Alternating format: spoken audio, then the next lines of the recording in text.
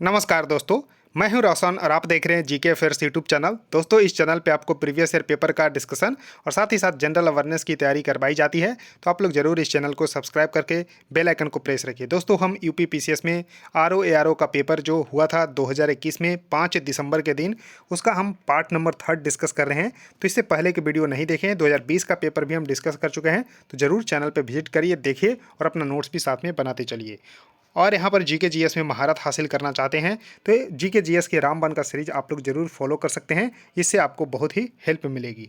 और पीडीएफ चाहिए तो आप हमारे टेलीग्राम चैनल से जुड़ सकते हैं, जिसका लिंक आपको नीचे डिस्क्रिप्शन में दिया हुआ है। और आपके पास भी किसी एग्जाम का क्वेश्चन पेपर होता है तो आप gkafairs25@gmail.com पर भेज सकते हैं, ताकि उसको भी हम यहाँ पर डिस्कस कर सकें। तो देखिए, क्वेश्चन नंबर 31 है, जो कि एकदम देख सकते हैं ऑफिशियल पेपर ही हम आपके सामने डिस्कस करें कि with reference to the cultural heritage of the Uttar Pradesh which of the following statement is और आर करेक्ट। यानी कि उत्तर प्रदेश की सांस्कृतिक विरासत के संदर्भ में बताना है कि कौन सा कथन यहाँ पर सही है। तो देखिए, सही कथन यहाँ पर पूछा जा रहा है, यानी कि इस प्रदेश की अनेक उत्खनित पूरा स्थलों से वैश्विक संदर्भ में कृषि के प्राचीनतम प्रमाण प्राप्त हुए हैं। जी हाँ, oldest evidence of the agriculture in the global context has been obtained from many excavated sites in this region. तो देखिए, पहला स्टेटमेंट तो यहाँ पर बिल्कुल सही हो चुका है। जी हाँ, इसको ध्यान रखिएगा क्या, यानी कि यूपी के संत कबीर जिले हैं, उनके जो है एक स्थान है लहुरा देव। इस यहाँ पर पुरातात्विक जो खुदाई हुआ है उसके साक्ष्यों के अनुसार जो है मध्य गंगा घाटी में पहले किसान थे, यानी कि उन्होंने खाना बदोश का जिंदगी छोड़ जो है किसान, यानी कि यहाँ पर जानवरों को पालतू बनाया और खेती करना जो है शुरू किया। तो ये एविडेंस तो आपको जरूर ध्यान रखिएगा कि संत कबीर जिले के लहुरा देव में जो है यहाँ पर पुरातात्विक साक्ष्य के अनुसार इनको यहाँ पर प्राप्त हुए हैं जानकारी। और देखिए, प्राचीनतम प्राप्त कृषि अन्न जौ और धान थे। जी हाँ, ये गलत है, क्योंकि यहाँ पर जौ और धान नहीं बल्कि जौ और गेहूँ के साक्ष्य मिले हैं। जी हाँ, जौ और गेहूँ के साक्ष्य मिले हैं, यानी कि कृषि के प्राचीनतम साक्ष्यों के आधार पर एक मेहरगढ़ है, वहाँ पर जौ और गेहूँ जो है उगाते थे, जबकि चाइना के लोग यानी कि चीन के लोग जो है चावल उगाते थे, यानी कि धान उगाते थे। तो दूसरा स्टेटमेंट हो गया यहाँ पर गलत। तो आंसर हो गया ओनली 1, यानी कि केवल एक ही यहाँ पर सही हो चुका है। तो इसको जरूर ध्यान रखिएगा। अब देखिए, नेक्स्ट क्वेश्चन आपके सामने है कि कानपुर उत्तर प्रदेश स्थित भीतर गांव के संदर्भ में निम्नलिखित कथनों में कौन सा जो है कथन सही है। अब देखिए, यहाँ पर फिर से सही कथन पूछा जा रहा है कि भीतर गांव कानपुर उत्तर प्रदेश के संदर्भ में आपको बताना है कि इस मंदिर का निर्माण 5वीं सदी से 6ठी सदी के मध्य हुआ है। यानी कि भीतर गांव मंदिर है यहाँ पर कानपुर के स्थित, कानपुर के पास में एक भीतर गांव मंदिर है। तो इस मंदिर का निर्माण 5वीं सदी से लेकर 6ठी सदी के मध्य हुआ है। तो जी हाँ, बिल्कुल ये सही है। और ये किसके जो है समय में हुआ था, तो गुप्त शासन चल रहा था, उनके समय में ये जो है मंदिर का निर्माण हुआ था, भीतर गांव मंदिर, जो कि कानपुर के पास स्थित है। तो बस इसका ध्यान रखिएगा कि 5वीं से 6ठी शताब्दी के बीच में गुप्ता के शासनकाल में बना था। तो पहला स्टेटमेंट बिल्कुल सही है। अब देखिए, दूसरा जो है स्टेटमेंट है कि ईंटों से निर्मित यह भारत के प्राचीनतम मंदिरों में से एक है। तो जी हाँ, प्राचीनतम मंदिरों में से एक जरूर है, तो इसको जरूर ध्यान रखिएगा। तो ये इस मंदिर पे एक छत और एक शिखर के साथ सबसे पुराना टेराकोटा हिंदू मंदिर में से एक है, इसको ध्यान रखिएगा। यानी कि एक छत शिखर है और एक छत है और एक शिखर है और टेराकोटा हिंदू मंदिर है, ध्यान रखिएगा। तो दूसरा स्टेटमेंट भी यहाँ पर हो गया सही। तो करेक्ट उत्तर यहाँ पर हो गया सी, यानी कि 1 और 2 दोनों सही है। तो इसको जरूर ध्यान रखिएगा, यानी कि आंसर सी इसका सही उत्तर हो गया। अब देखिए, नेक्स्ट क्वेश्चन है कि सितार में किस प्रकार की ध्वनि तरंग उत्पन्न होती है। तो सबसे पहले यहाँ पर ध्यान रखिएगा कि सितार में ध्वनि तरंग जो उत्पन्न होती है वो अनुप्रस्थ होती है। जी हाँ, अनुप्रस्थ और आगामी अप्रगामी, यानी कि स्टेशनरी एंड ट्रांसवर्स जो है यहाँ पर उत्पन्न होता है। तो इस तरह से इसका करेक्ट उत्तर हो गया डी। जी हाँ, डी इसका सही उत्तर हो गया। यानी कि एक स्थिर जो है तरंग है, कैसे उत्पन्न होता है, तो 2 स्थिर बिंदुओं के बीच आगे और पीछे जो है परावर्तित होने वाली तरंगों की उच्च स्थिति से उत्पन्न होती है। क्या होती है, तो एक स्थिर तरंग 2 स्थिर बिंदुओं के बीच आगे और पीछे परावर्तित होने वाली तरंगों की उच्च स्थिति से उत्पन्न होती है। और ध्वनि जो है यहाँ कैसे उत्पन्न होती है, तो जब आपने देखा होगा कि सितार जो बजाते हैं तो वो स्ट्रिंग को जो है यहाँ पर जो है आपको स्ट्रेच करते हैं। तो यानी कि ध्वनि तरंग ध्वनि यंत्र पर खींचे हुए तारों के कंपन के परिणाम स्वरूप उत्पन्न होता है। तो क्या होता है, ध्वनि कैसे उत्पन्न होता है, तो खींचे हुए तारों के कंपन के परिणाम स्वरूप उत्पन्न होता है। और ये कैसा होता है, तो stationary and transverse, that is अप्रगामी एवं अनुप्रस्थ। तो करेक्ट उत्तर इसका डी सही उत्तर होगा। उसका देखिए नेक्स्ट क्वेश्चन आपके सामने है कि दो एक जैसे बल्ब को किस प्रकार जोड़ने पर अधिक रोशनी मिलेगी। जी हाँ, दो एक जैसे बल्ब, यानी कि दो बल्ब आपके पास है, तो ध्यान रखिएगा। तो इसको अगर जोड़ना है, तो कैसे जोड़ेंगे, तो ये आपको ज़्यादा रोशनी मिलेगा। यानी कि how two identical bulb should be connected to get maximum light. तो क्या दोनों को श्रेणी में जोड़ देंगे या फिर दोनों को समानांतर में जोड़ देंगे। तो देखिए इसका सही उत्तर होगा बी, यानी कि दो में से अधिक जो है यहाँ पर मिलेगा। यानी कि दोनों को समानांतर क्रम में जोड़ देने से हमें ज़्यादा रोशनी मिलेगी। ऐसा क्यों होता है, तो क्योंकि जो है प्रत्येक बल्ब जो है will show its maximum power और द टोटल रेसिस्टेंस डिक्रीज। जब हम समानांतर क्रम में लगाते हैं तो इसमें क्या होगा कि मैक्सिमम पावर मिलती है और उसका टोटल रेसिस्टेंस भी डिक्रीज कर जाता है। क्यों, क्योंकि यहाँ पर टोटल वोल्टेज जो है वो प्रत्येक बल्ब के पास जाती है। यानी कि जो जितना वोल्टेज है वो प्रत्येक बल्ब के पास जाती है, यानी कि वोल्टेज का डिस्ट्रीब्यूशन यहाँ पर नहीं होता है। जबकि सीरीज में लगाने पर क्या होता है कि टोटल वोल्टेज जो है वो दोनों बल्ब के बीच जो है शेयर हो जाएगी। तो इस तरह से इसको जरूर ध्यान रखिएगा। यानी कि यहाँ पर दोनों को पैरेलल में लगाने से हमें ज़्यादा जो है यहाँ पर रोशनी मिलेगी। अब देखिए नेक्स्ट क्वेश्चन आपके सामने है कि सिल्क प्रोड्यूस बाई स्पाइडर्स, यानी कि मकड़ियों द्वारा उत्पादित रेशम को क्या कहते हैं। तो इसको जो है गोसामर रेशम कहा जाता है। जी हाँ, करेक्ट उत्तर इसका जो है बी होगा, दैट इज ए गोसामर रेशम। तो गोसामर रेशम इसका सही उत्तर होगा। यानी कि मकड़ियों द्वारा उत्पादित रेशम को गोसामर रेशम जो है कहा जाता है। और प्रोटीन फाइबर है, इसको ध्यान रखिएगा, जो कि मकड़ियों के द्वारा जो है काटा जाता है। तो कैसा है, तो प्रोटीन फाइबर है। तो करेक्ट उत्तर इसका बी सही होगा। उसका देखिए नेक्स्ट क्वेश्चन आपके सामने है कि निम्नलिखित युग्मों में से कौन सा सही सुमेलित है। जी हाँ, सही यहाँ पर बताना है। तो देखिए चुकंदर, तो यानी कि इसका जो है बताना है कि चुकंदर में क्या होता है, तो चीनी, चुकंदर से हम लोग चीनी बना सकते हैं। शहद में क्या पाया जाता है, तो ग्लूकोज और फ्रक्टोज। जी हाँ, कपास जो है सेलुलोज का बना होता है, तो सेलुलोज। और यहाँ पर दूध में लैक्टोज यानी कि लैक्टिक अम्ल पाया जाता है। तो ध्यान रखिएगा, जो इससे शुगर जो बनता है वो है लैक्टोज। तो इस तरह से यानी कि शुगर जो बेसिकली जो है बनता है उसके बारे में बताया गया है। तो चुकंदर से हम लोग चीनी बनाते हैं, और शहद से जो है ग्लूकोज और फ्रक्टोज, कपास सेलुलोज का बना होता है, और दूध जो है लैक्टोज इसमें होता है। यानी कि दूध में जो चीनी होता है उसको लैक्टोज बोलते हैं, क्योंकि दूध में जो है लैक्टिक अम्ल पाया जाता है। तो इसमें जो है डी सही होगा, यानी कि 1, 2, 3 एंड 4 आर करेक्ट। यानी कि डी इसका सही उत्तर होगा, चारों का चारों यहाँ पर सही है।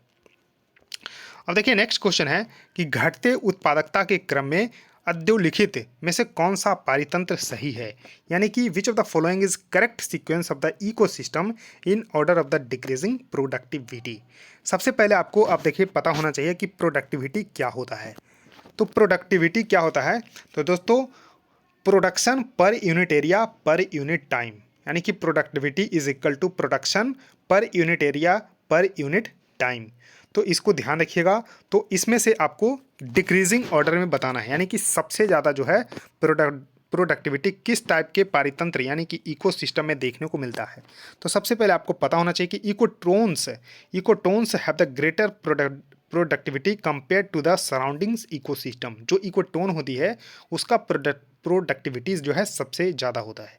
तो इकोटोन में जो सबसे अच्छा एग्जाम्पल है वो है मैंग्रोव और ग्रासलैंड्स। तो देखिए मैंग्रोव का यहाँ पर सबसे ज़्यादा जो है प्रोडक्टिविटी होगा। तो मैंग्रोव देखिए आंसर जो है बी और सी में देखने को मिलेगा। तो मैंग्रोव यहाँ पर जो है होगा, उसके बाद ग्रासलैंड होगा। तो देखिए मैंग्रोव और ग्रासलैंड, तो यानी कि यहाँ पर मैंग्रोव और घास के मैदान, तो आंसर सी यहाँ पर सही होगा। उसके बाद आपको मिलेंगे लेक्स, ओशियन, और यहाँ पर और अगर होता तो यहाँ पर आपको क्या होता, तो डेजर्ट होता है। यानी कि डेजर्ट का जो है सबसे कम प्रोडक्टिविटी इनमें से देखने को मिलेगा।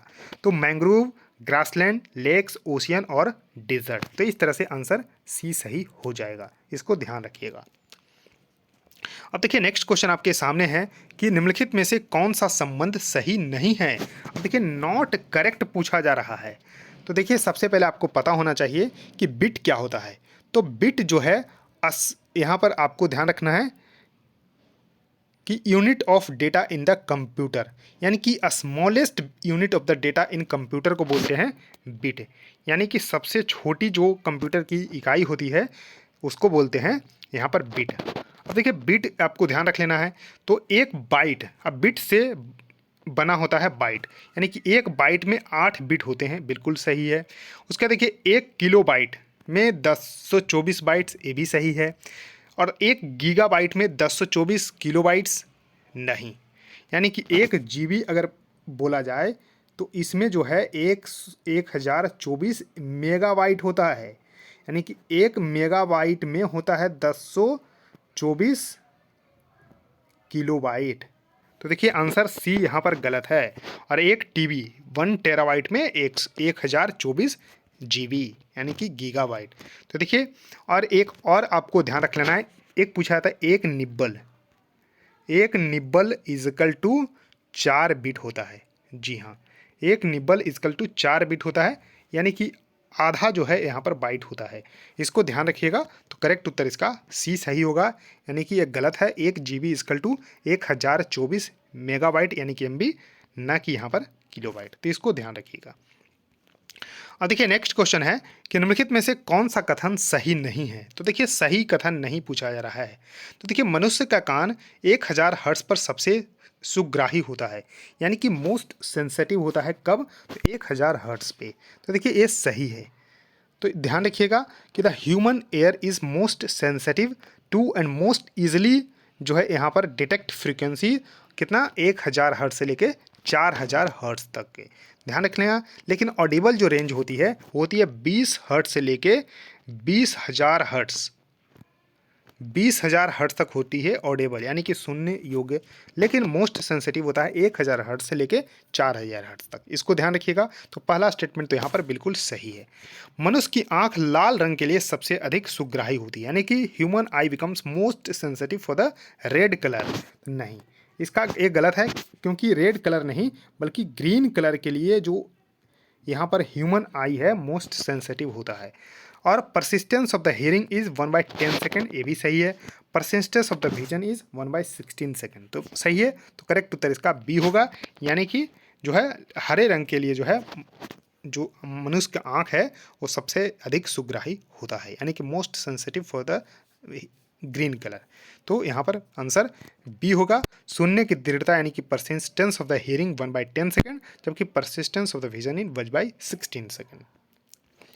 उसका देखिए नेक्स्ट क्वेश्चन है कि 10 दिनों से अधिक दिन तक उपवास करने पर लीवर पर क्या प्रभाव पड़ता है, यानी कि how is liver affected on the fasting for the more than 10 days, क्या होता है। तो देखिए सबसे पहले आपको पता होना कि लॉन्गर फास्टिंग अगर करेंगे तो इसके द्वारा जो है किडनी और जो है लीवर डैमेज होता है। अगर ज़्यादा दिन तक फास्टिंग लोग करते हैं तो उसका लीवर और किडनी जो है डैमेज हो जाता है। ऐसा किस वजह से होता है, क्योंकि अंडर फास्टिंग कंडीशन जो होता है लीवर का काम क्या होता है कि वो जो है ग्लूकोज को जनरेट करना as a fuel for other tissues such as brain, RBC और मसल्स के लिए। यानी कि लीवर जो है क्या करती है, तो ग्लूकोज को जनरेट करती है ताकि वो फ्यूल यानी कि फ्यूल के रूप में यूज किया जा सकते हैं अदर टिश्यू के लिए, जैसे ब्रेन के लिए, आरबीसी के लिए, मसल्स के लिए। लेकिन जब बहुत ज़्यादा दिन तक फास्ट रहते हैं तो ये फिर जो है घट जाता है बनाना, ग्लूकोज वगैरह बनना। तो इस वजह से जो है किडनी और लीवर जो है डैमेज हो जाती है। यानी कि इसमें क्या होगा, glucose liver level is in the liver is diminished, यानी कि लीवर में ग्लूकोज स्तर जो है कम हो जाता है। तो करेक्ट उत्तर इसका ए सही होगा, इसको जरूर ध्यान रखिएगा। अब देखिए नेक्स्ट क्वेश्चन है कि जीवाश्म ईंधन के बाद भारतवर्ष की ऊर्जा आवश्यकताओं की पूर्ति के लिए दूसरा सबसे महत्वपूर्ण स्रोत क्या है। तो देखिए भारत में अभी भी 75% ऑफ द जो है अगर हम पावर जनरेट करते हैं तो फ्रॉम द फोजिल फ्यूल। तो ध्यान रखिएगा, और वो non renewable source of energy होता है। और फोजिल फ्यूल में जो है कोयला, पेट्रोलियम जो है आते हैं। तो 75% अभी भी जो है हम बिजली उत्पादन इन्हीं स्रोतों से करते हैं। और 25% में आते हैं नॉन यानी कि रिन्यूएबल सोर्स ऑफ एनर्जी, जैसा कि आपको सोलर एनर्जी, विंड एनर्जी, तो इस तरह से हाइडल एनर्जी, ये सब आपको आते हैं। तो इसको जरूर ध्यान रखिएगा। तो दूसरे नंबर पे यहाँ पर सौर ऊर्जा आता है। तो करेक्ट उत्तर इसका डी सही होगा, जरूर इसको ध्यान रखिएगा। अब देखिए नेक्स्ट क्वेश्चन है कि सूची 1 को सूची 2 से मिलान करना है तथा नीचे दिए गए कूट का प्रयोग करके सही उत्तर का चयन करना है। तो सही उत्तर का यहाँ पर चयन करना है। पहला देखिए खनिज है सूची 1 में, और दूसरा उद्योग जिनमें से बड़े पैमाने पर उपयोग किया जाता है। तो देखिए चूना पत्थर का उपयोग सीमेंट बनाने में किया जाता है। जी हाँ, इसका सही है। उसका देखिए कॉपर यानी कि तांबा का बिजली का सामान, तो जी हाँ, जैसा कि बिजली के वायर वगैरह बनाने में हम लोग कॉपर का यूज करते हैं। उसके बाद देखिए बॉक्साइट। तो बॉक्साइट देखिए आपको ध्यान रख लेना है कि बॉक्साइट से हम लोग क्या करते हैं, तो एल्युमिनियम का जो है निष्कर्षण करते हैं। यानी कि बॉक्साइट किसका अयस्क है, तो एल्युमिनियम का। एल्युमिनियम जो है हल्की होती है, तो इसको ध्यान रखिएगा। तो इसका हम उपयोग हवाई जहाज जो उद्योग हैं यानी कि उसको बनाने में किया जाता है। और इसी का एक जो है आपको यहाँ पर आपको ध्यान रख लेना है कि एक सबस्टांस यानी कि पदार्थ है एल्युमिनियम का ही, तो ध्यान रखिएगा ड्यूरेलिन। तो इसका उपयोग हवाई जहाज के पंखे वगैरह बनाने में किया जाता है। तो बॉक्साइट जो है हवाई जहाज के निर्माण में किया जाता है, तो ये भी सही है। उसका देखिए मैग्नीज का यहाँ पर इस्पात बनाने में यानी कि स्टील बनाने में इसका उपयोग किया जाता है। तो देखिए यहाँ पर चारों सही मैच किया हुआ है, यानी कि ए का 1, बी का 2, सी का 3, तो यहाँ पर आंसर ए सही होगा। तो जी हाँ, आंसर यहाँ पर ए सही होगा, इसको जरूर ध्यान रखिएगा। तो आंसर ए इसका सही उत्तर हो जाएगा। अब देखिए नेक्स्ट क्वेश्चन है कि नदी का जल प्रदूषण कैसे मापा जाता है, यानी कि water pollution of the river is major by. तो इसमें जो है ध्यान रखिएगा, तो इसमें जो है करेक्ट उत्तर होगा डी। तो जल में घुली ऑक्सीजन की मात्रा से जो है हम लोग जल का प्रदूषण जो है मापते हैं, यानी कि amount of the oxygen dissolve in the water. अब इसमें जो है अगर डिजॉल्व ऑक्सीजन डिक्रीज हो गया तो हम लोग कहेंगे कि पॉल्यूशन हो गया। और बायोकेमिकल ऑक्सीजन डिमांड, जिसको BOD बोलते हैं, इसका अगर यहाँ पर डिमांड जो है बढ़ गया BOD का, that is a biochemical oxygen demand, तब कहेंगे प्रदूषण हो गया। उसके बाद इंक्रीज इन द COD, यानी कि केमिकल ऑक्सीजन डिमांड भी अगर बढ़ गया तब हम कहेंगे इसमें पॉल्यूशन हो चुका है। तो जल में घुली ऑक्सीजन की मात्रा से नदी का जल प्रदूषण, यानी कि जो नदी स्रोत यानी कि जल का जो मेन सोर्स है वहाँ से जो है हम लोग इसका प्रदूषण मापते हैं। अब देखिए हाइड्रोजन सल्फाइड प्रदूषक का मुख्य स्रोत क्या है। तो देखिए हाइड्रोजन सल्फाइड ही नहीं बल्कि मीथेन यानी कि CH4 प्रदूषण का भी मुख्य स्रोत है। सड़ते हुए वनस्पति एवं पशु पदार्थ यानी कि decaying vegetations and the animal matter, जो एनिमल मैटर है उससे जो है यहाँ पर हाइड्रोजन सल्फाइड और मीथेन गैस निकलते हैं। तो इसको जरूर ध्यान रखिएगा। तो करेक्ट उत्तर इसका ए सही हो जाएगा। उसके देखिए नेक्स्ट क्वेश्चन आपके सामने है कि तुलसी के पौधे का औषधीय महत्व निम्नलिखित की उपस्थिति के कारण होता है, यानी कि tulsi plant has the medicinal value due to the presence of the following. तो देखिए तुलसी के जो पौधे होते हैं उनमें जो है फिनॉल और फ्लेवोनॉइड्स होते हैं। तो करेक्ट उत्तर इसका सी होते हैं। सबसे पहले आंसर इसका सी होते हैं। अब देखिए जो तुलसी के पौधे का जो यानी कि बोटेनिकल नेम है वो है ओसीमम टेनुफ्लोरम, टेनुईफ्लोरम, इसको ध्यान रखिएगा। ओसीमम ध्यान रखिएगा, ओसीमम।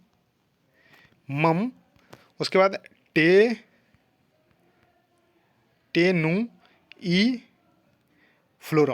टेनुईफ्लोरम जो है इसका जो है जो है केमिकल नेम है, इसको ध्यान रखिएगा। और तुलसी के पौधे को जो है पौधों की रानी भी बोलते हैं और प्रकृति की औषधिक जनक भी इसको बोलते हैं। जी हाँ, पौधों की रानी अगर बोला जाता है तो तुलसी को, प्रकृति की औषधिक जनक भी जो है तुलसी पौधा को बोला जाता है। और अक्सर घरों में हम लोग तुलसी के पौधे लगाते हैं और उनकी हम लोग पूजा भी करते हैं। और इनके पत्ते में जो है विटामिन A, C और K और खनिज पदार्थ में जैसे कैल्शियम, मैग्नीशियम, पोटेशियम, लोहा, ये सब पाया जाता है। और ये जीवाणु रोधी होते हैं, कवक रोधी होते हैं और ज्वर नाशक होते हैं, कैंसर विरोधी होते हैं। तो ये बहुत सारे इसमें जो है आपको मेडिसिनल वैल्यू है इसका। तो और इसमें फिनॉल और फ्लेवोनॉइड्स पाए जाते हैं, तो इस वजह से जो है इसका हम लोग भरपूर यूज करते हैं, तो इसको ज़रूर ध्यान रखिएगा। तो करेक्ट उत्तर इसका सी सही होगा। आप लोग दर्शन भी कर लीजिए तुलसी के पौधे का, तो यहाँ पर आपको देखने को मिल रहा होगा ये पौधे। तो दोस्तों इस वीडियो में इतना ही। आई होप आपको ये सीरीज बिल्कुल पसंद आ रही होगी, तो जरूर लाइक कर दीजिएगा और देखिए वीडियो को जितना शेयर कर सकते हैं करिए अपने दोस्तों के साथ, और चैनल को भी सब्सक्राइब करके बेल आइकन को प्रेस रखिए। सो थैंक यू दोस्तों, इस वीडियो में इतना ही। धन्यवाद।